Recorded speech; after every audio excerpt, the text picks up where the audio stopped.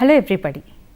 Organization and management of early childhood care and education centers. Today under this we are going to deal with the topic management process in early childhood education programs. The objective of this lesson is to understand how the management takes place in early childhood education programs. Early childhood is defined as a period from birth to 8 years old, a time for remarkable brain growth, and these years lay the foundation for subsequent learning and development. UNESCO, United Nations Educational, Social and Cultural Organization, advocates for early childhood care and education programs that to attend the health, nutrition, security, learning and which provides for child's holistic development. Management process. Any management process involves planning and organizing. Planning.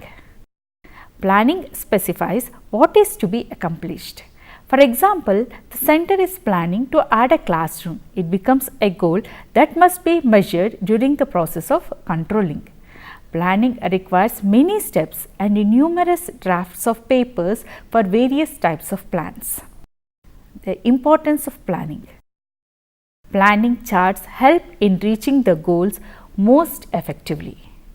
Participation of the staff members in planning helps to achieve better understanding and clearly leading to a success of an agreement. Everyone will be aware about their contributions towards the goals of organization. This is the importance of planning. Types of planning.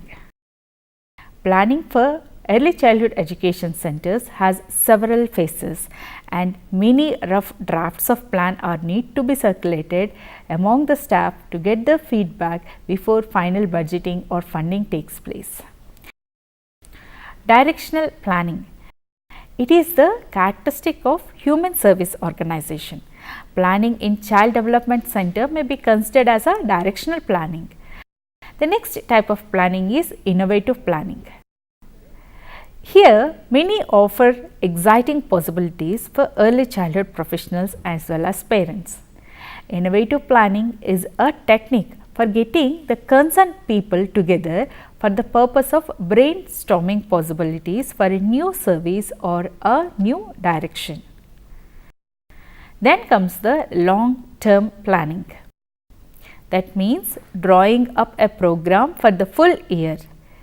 This should be done in terms of the specific development objectives to be promoted, identification of themes for the year which would form the content of the program, the activities based on the themes that would help in promoting development in children in line with the objectives, the materials required for conducting all the developmental activities, the budget requirement to implement the plan. The full year plan should be split again into term wise or quarterly plan and then monthly plans. Monthly plan is then required to be reduced again into weekly plans and then the daily plans. This is about the long term planning. Then comes the short term planning. The weekly plan and the daily plan is referred to as the short term planning. Each day's planning should be given in detail. It should include the developmental objectives to be promoted, the theme, the specific activities to be included and the material required. The daily lesson planning. The daily lesson planning involves the objectives, selecting and arranging the subject matter and determining the method of procedure. It indicates the aim to be realized by teaching a lesson, the methods to be employed and the activities to be undertaken to achieve the objectives. Unit planning. Unit planning is a regular planning specific to each unit's operation. Unit planning goes on the food service unit, the classrooms, the transportation unit and so on. The staffing pattern determines the authority in those units. So, this is about the importance of planning and different types of planning.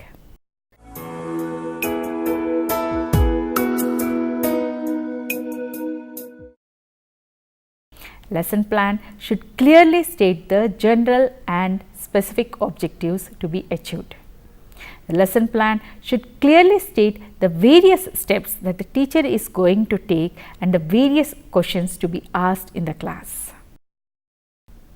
The lesson plan should have the material of instruction that should be carefully selected or organized. There should be a provision for audio-visual aids.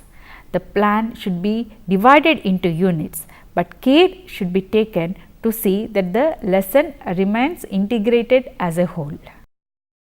The children should be given enough space to be active. The lesson plan should not make the children mere passive listeners. It should provide for individual differences by justifying the students of varied capacities. The plan should indicate the duration of the period. The lesson plan should also be flexible so that the teacher can make changes whenever and as necessary. Steps in planning process. Early childhood education managers generally use a series of steps in planning. The first step, defining the central concept of the center, that is defining what is the central concept of starting a child development center. Under this, the questions to be asked are what services are going to be offered to the society and how these services will be created. And the next question is, will the center have some distinctive services provided by the society or methods of creating services? Then the second step in planning process is establishing the goals that the center will pursue. The center's objectives or goals will be based on the statement of the central concept. A goal can be defined as a specific achievement to be attained at a future date. For example, within 2 years from this day, an infant care center will be in operation. The goals must first state clearly what the service the organization is chartered to perform. Organization may have numerous goals on useful targets that are being pursued simultaneously. For example, a child development center may pursue 2 goals simultaneously. The first goal is enrolling 10% more of the minority children within an age group of 12 years. And the second goal might be increasing the employees' benefits within 1 year. Then next step in the planning process is developing planning assumptions and forecast. The underlying question for developing the planning assumptions are important in planning whether the center is going to be a profit making or a non-profit institution. Accurate forecasting is based on reasonable assumptions which must be done before other plans can be made. For example, you have to put a question, do you know how many young children are there in community? Do you know how many centers are there in the community and the extent of their services, their costs, their locations and other details? Are industries or some labor unions becoming involved in this child care institution? And then the next question is, how many centers have been established recently or have gone out of business? Considering the ecosystem framework, what is the forecast for potential and present jobs for mothers of young children in your community? Is the region attracting new business? If so, where they are locating? Is there any educational institutions where the parents of young children may be enrolling and thus need a child care? Do single fathers need child care services? What is the community's knowledge regarding the early childhood programming? Should families prefer one philosophy or the other? So, all these questions will answer to the planning assumptions. Step 4. Evaluating the center's resources. The type of resources can be the financial, managerial, personal, building resources, space and equipment. Based on evaluation, Some programs expansions may or may not be feasible. For example, if we have someone who knows how to manage a infant nursery if space is available and have adequate financial backing, then planning to add an infant care unit may be feasible. If one type of resource is absent, the project will be facing added difficulties. Then the next step is developing alternatives. Alternatives or options must be present for real choices. One of the most important managerial tasks is to develop and maintain a climate that encourages the creativity of individual staff members. A variety of alternatives may be suggested by creative staff management by combination of both. Then the sixth step is to test the alternatives against the resources, goals and central concept of the center. During the brainstorming for the alternatives, some ideas may be put forward. The alternatives may be weighed in relation to the central concept, the resources and the goals of the center. The timeliness of alternatives may be a consideration.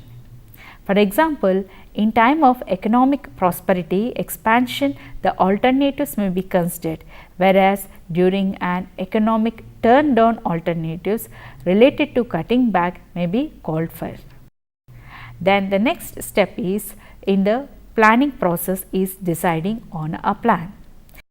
When the facts are available to make a decision or a plan, and clarification of ideas need to be sorted out. Recognize each individual's personal values and be open-minded to what others say. Then the next step in planning process is implementing the plan. Implementing the plan is an action stage and the existing one. It involves organizing the material resources, staffing the project with qualified people and giving leadership as action moves ahead. Then the next step in planning process is evaluating the plan. Checking to note whether every step of the plan has been accomplished is an important aspect of evaluation. Evaluations are essential in every enterprise. So this is about the different steps in planning process.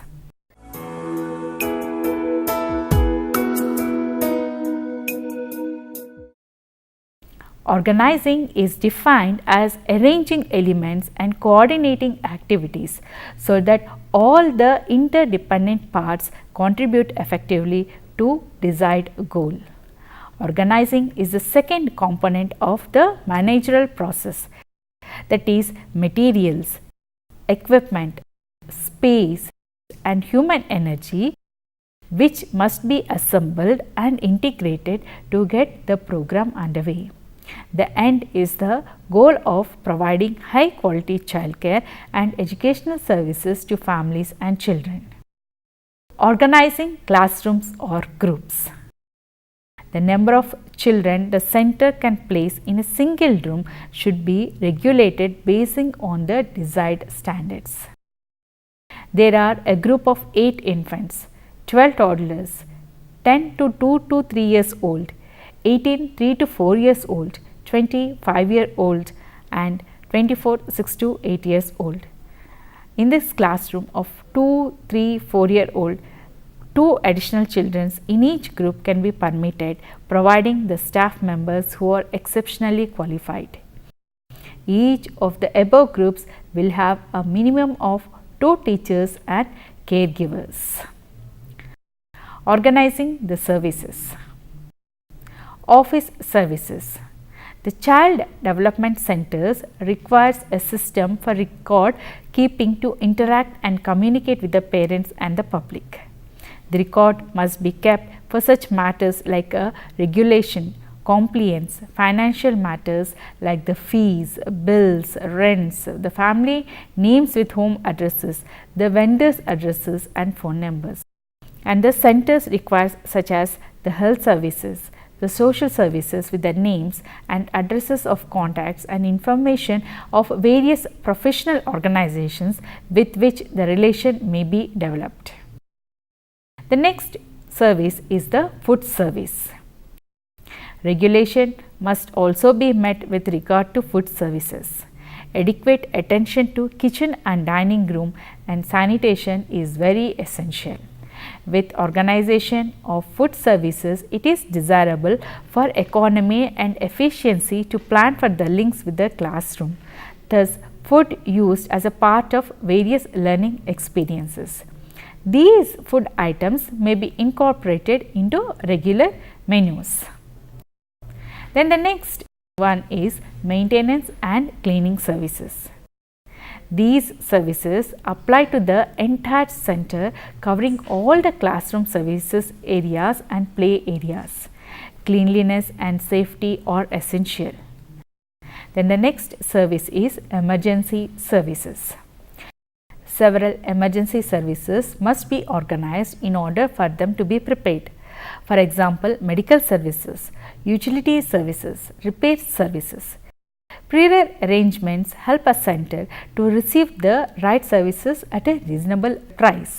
The list of the phone numbers of the persons of all emergencies should be handy. Parents must be altered to the emergency procedures and make them assured that the center will follow the procedures carefully in major emergency calls. So, this is about the organizing in management process.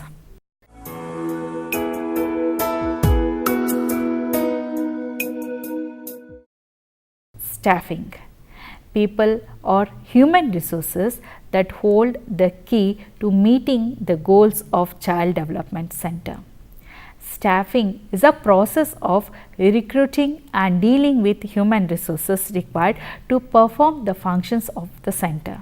In choosing the staff, the manager responsibilities, which include locating the people who can be the best performers in the required task, encouraging creative performance and cooperative effort, removing any roadblocks which hinders the success, monitoring the performance to ensure high quality services that the parents, children and the society deserves. Hiring new staff.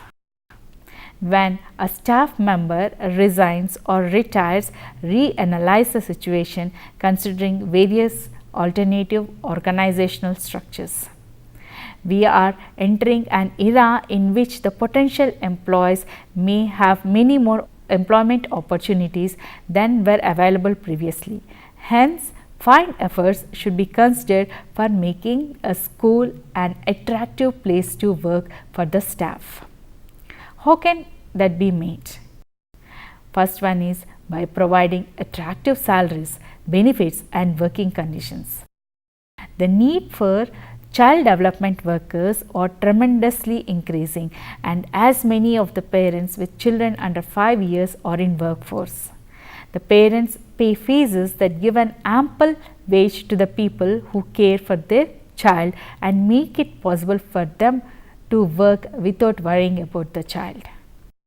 By providing a supportive environment, a manager should minimize the pressure on employees that will help the center become a good place to work, which is friendly, caring and attractive. Then build a reputation of excellence. The parents who are satisfied with the center recommend others in joining either for employment or to admit their own children. Attractive brochures describing new service available in the center will give a positive opinion about the center. Work for stability in staff. A hallmark for good place to work is a center that seldom has vacancies unless someone retires or has to move away because of transfers. A stable staff is the dream of every manager. When the conditions mentioned in their selection are met, the staff stability will be possible. This is about staff and how new staff can be hired.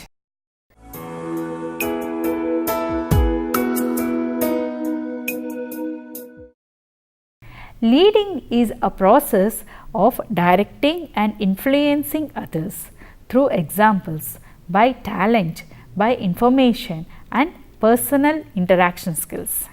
Managing and leading differ in at least 4 respects, which are like the context in which each one is occurring, the legitimacy of authority, the nature of accountability, and the motivation of the followers.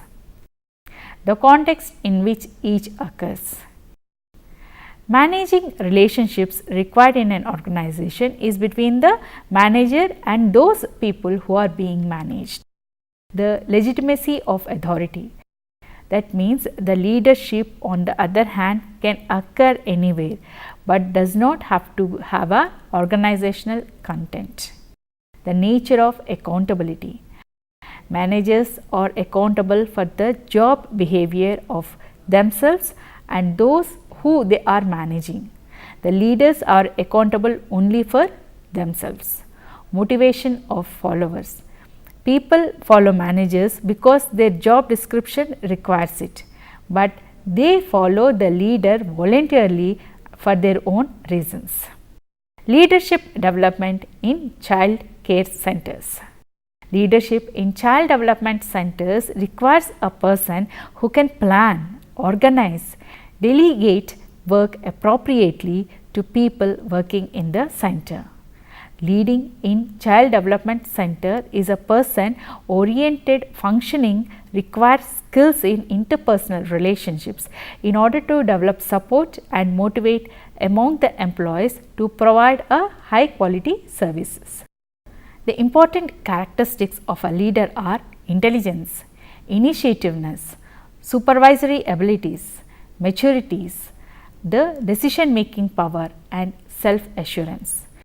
To be an effective leader, one must be good at the decision making technique that involves democratic decision making process with the support of the staff. The decision making requires an intelligent gathering of facts and initiative on the part of the leaders.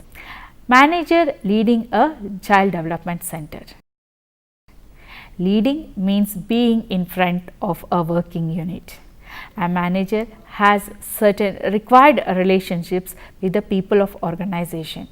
His authority is derived from the job position in the organization, and the manager is accountable for his or her job behavior and also accountable for the staff as well.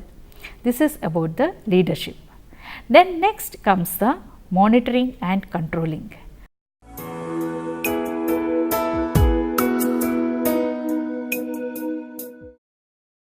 Monitoring.